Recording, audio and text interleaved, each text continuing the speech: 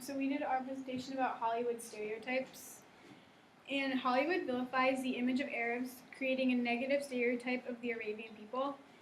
The Hollywood cinema creates an image of Arabs depicting racism, myth, and reality. Hollywood has spread the myths of Arabs in over 300 movies and over 25% of movies. Some myths movies show include sexualizing women. Often Arabs over-sexualize and are obsessed with American women. They often seduce blondes. Movies that do this include Samson Against the Sheik and Invitation to the Dance.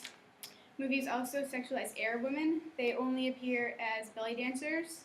And recently they have been bombers or terrorists. And another myth of Arabs is they only appear in movies as bombers or terrorists for cheap laughs or to be the bad guy. Most myths come from Ali Baba, who was alive in the 18th century. And other myths include Arabs are too rich and stupid to value money, or they have no compassion.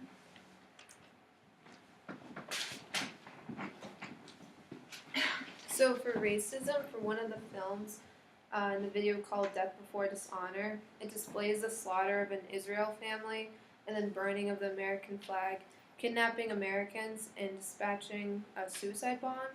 And so the inhumanity being shown makes it seem like all Arabs are evil. And the movies that people see is projected in cinema over and over, particularly in the 70s and 80s and 90s, displaying racist actions. So words such as Arab and Muslim are perceived as threatening, and the stereotypes have become blind and invisible to the racism portrayed in the cinema.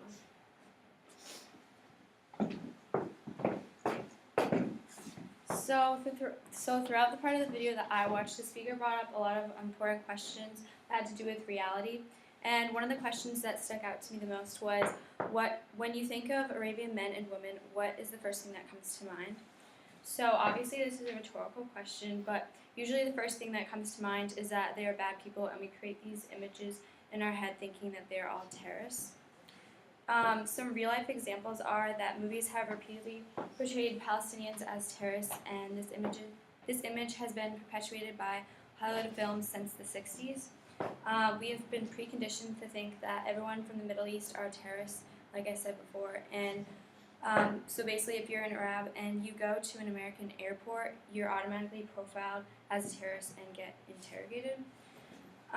Faith plays a huge role in Arabian countries just as it does here in the US, so in the end they're all normal people just like us. All right.